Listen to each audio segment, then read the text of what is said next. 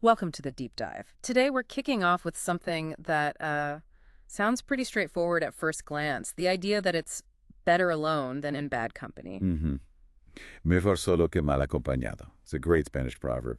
And it really does, set the stage perfectly for what we're digging into today, Yeah. which is this theme we're calling the quiet revolution, how authentic leadership transforms through service. We're Yeah. not focusing on the loud, spotlight-seeking leaders here. Right. This is about something quieter, more subtle, but really powerful in its impact. Okay, quiet and revolution. Why those words specifically? Well, quiet because it often happens without fanfare. Yeah. It doesn't need the big stage or applause. It's internal first. Yeah. And revolution because it genuinely flips the script on what we think of as influence. How so? It moves away from like top-down control or ego towards real service. And that service, it creates ripples, exponential impact really from these mindful choices. Interesting. And to help us explore this, we've got quite a mix of sources today from July 13th. Yeah, it's a fascinating blend. We've got ancient Stoics, Socrates, Marcus Aurelius, Epictetus. The heavy hitters. Exactly. Yeah. And then we weave in some modern voices too. People like Ryan Holiday, Robert Thurman, Ann Dillard, even Fred DeVito. So quite the range. What's our main goal then, our mission for this deep dive? I think it's really to unpack what authentic leadership is, how you cultivate it, from the inside out, and how that internal work leads to this quiet yet profound impact on the world, an influence that maybe goes way beyond what we normally track. Okay, the quiet revolution starts from within. So that proverb, better alone, it points towards integrity, right? And Socrates comes in here talking about contentment. He who is not contented with what he has would not be contented with what he would like to have. Right. So, okay, let's unpack this. How does contentment, or maybe the lack of it, shape a leader? Are we talking about just being passive, or is it deeper? That's a really key question. And no, it's definitely not about complacency or passivity. Hmm. Think of contentment here as a deep satisfaction from living by your values, really knowing what matters to you and acting on it. Okay. So when leaders operate from that kind of internal security, they just don't need the external thumbs up as much. Right, the validation. Yeah, exactly. Yeah. They're less dependent on it. Think about like a founder sticking to a vision even when everyone's doubtful, or a manager focusing on the team's growth, not just quick wins that make them look good. Mm-hmm. Their drive comes from inside, conviction, not just seeking applause. And that grounding, that internal okayness, makes them way more capable of genuinely serving others. Because it's not about what they get back. Precisely. Their actions aren't tangled up with needing personal gain or recognition. It really clears the path for authentic service. Okay, that makes sense. And building on that internal foundation, Marcus Aurelius gives us this really interesting breakdown of how people do good deeds. Yeah, he does. He talks about three ways. First, like transactional, you do good, you expect something back right away. The quid pro quo. Right. Second, maybe a bit more patient, but you still see the other person as owing you one eventually. Still transactional, just longer term. But then there's this third type he describes, and this is where it gets really interesting.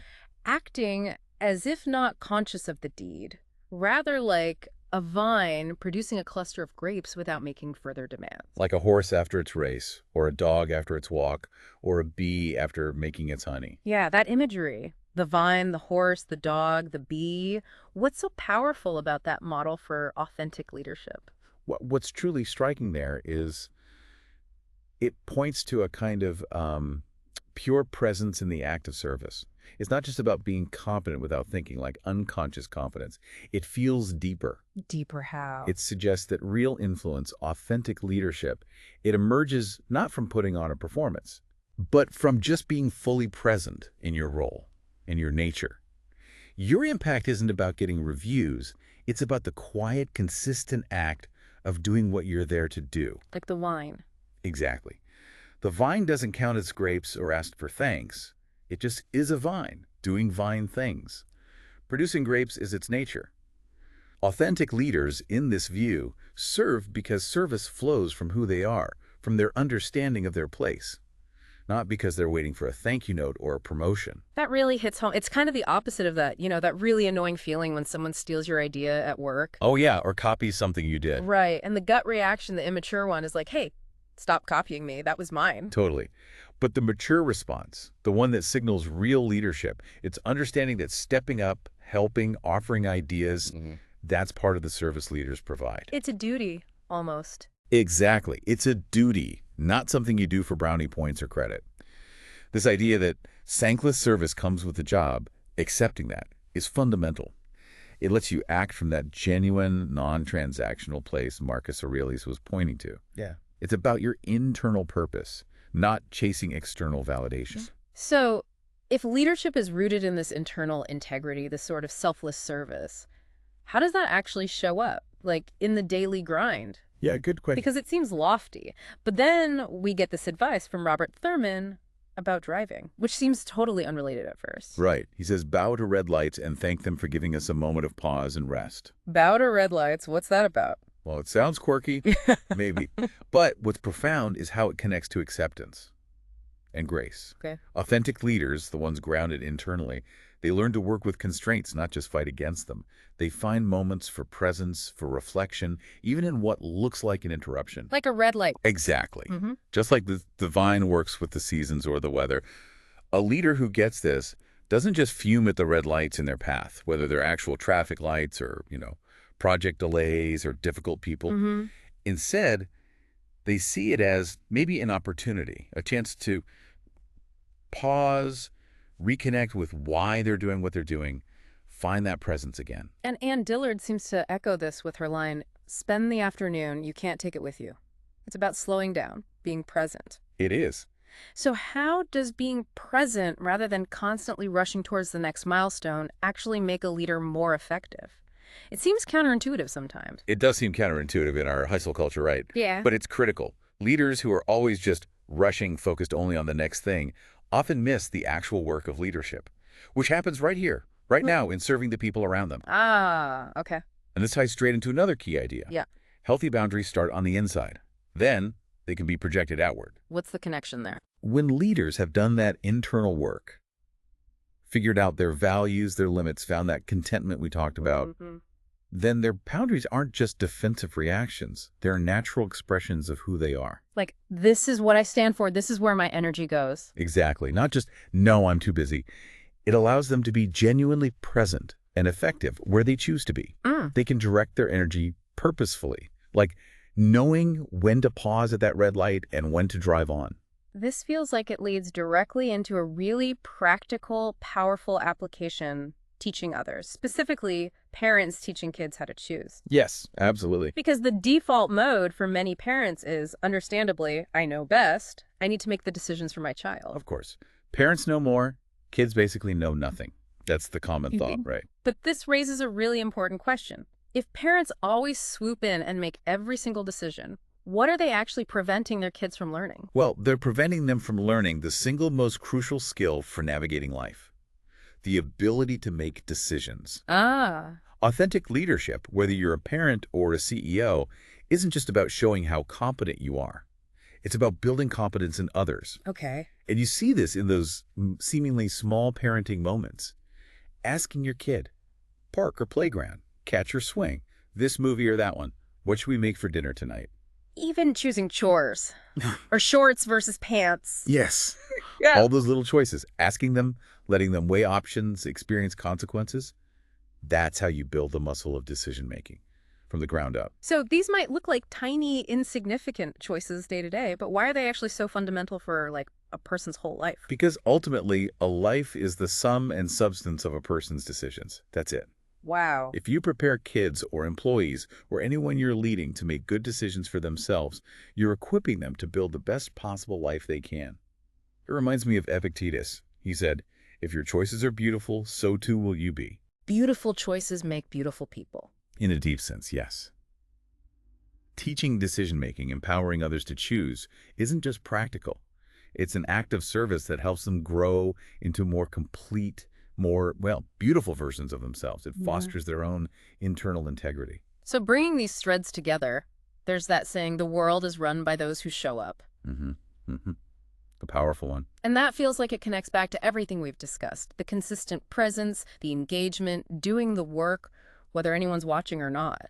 Like Marcus Aurelius's vine. It absolutely does. It's about reliability, integrity, just being there in the way you're meant to be. And then there's this final insight that really crystallizes it for me. Our value is not determined by how many people show up. Our value is determined by how the people who show up feel when they leave. Okay, say more about that. That shifts things. It really does. What's fascinating here is it moves the focus completely away from quantity, like how big is my audience, how many followers do I have? Like the typical metric. Yeah. It shifts it to the quality of the impact. How are people actually changed, even Mhm. subtly, by interacting with you or your work? Did they leave feeling empowered, more capable, more seen, enriched somehow? Yeah, that's a totally different way to measure success or influence. Totally. It goes right back to the vine metaphor, How doesn't it? so? The vine isn't counting its grapes or checking its vineyard attendance numbers. Right. It's focused on its own health, its own process, drawing nourishment, reaching for the sun, doing its work with integrity. And because of that, it produces fruit that nourishes others. Authentic leaders, similarly, focus on their own internal grounding, their own integrity, their commitment to service. And the result is that people who encounter them are nourished, enriched, somehow better off for the interaction, whether they consciously recognize why or not. So as we kind of wrap this all together, it feels like a clear invitation, really, An invitation to what? to embrace this quiet revolution you talked about, to Right. choose service over dominance, empowerment over just controlling things, showing up with presence instead of just performing. Yes. And it's not always the easy path, is it? Definitely not. That quote from Fred DeVito comes to mind. If it doesn't challenge you, it doesn't change you. That's true. And this kind of leadership is challenging. It forces you to choose again and again service over self-promotion, developing others over your own convenience. It means really living that better alone than in bad company idea, being willing to stand in your own integrity, even if it's lonely sometimes. But that challenge, I think, is also where the deep reward lies, because it aligns us with something more fundamental, maybe our deeper nature.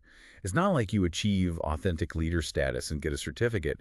It's a daily practice, isn't it? Yeah, a daily commitment. A commitment to showing up, serving growth, Yeah. fostering well-being in others. It's that constant quiet work of shaping ourselves, and through that, influencing the world in a different way, not by force, but by example, by presence, by purpose. You know, maybe the most powerful takeaway from all these sources when you put them together is about the ripple effect. That authentic leadership, this quiet kind, it extends so much further than we might realize.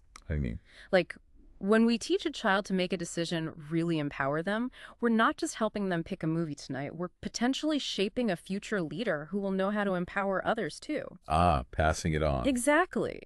And when we serve without needing the thank you, without keeping score like the vine, we're modeling a way of being. Others see that, feel it, and maybe carry a piece of that forward in their own lives in ways we'll never even know about. That's the true power then, the unseen impact. I think so. It's the consistent, patient work, living authentically, serving genuinely, and trusting that the service itself will bear fruit. Maybe not today, maybe not in ways you can measure or see, but it will. So the world really is run by those who show up. Yeah, but not just physically show up with presence, with integrity, and with that quiet, steady commitment to serving the best in others.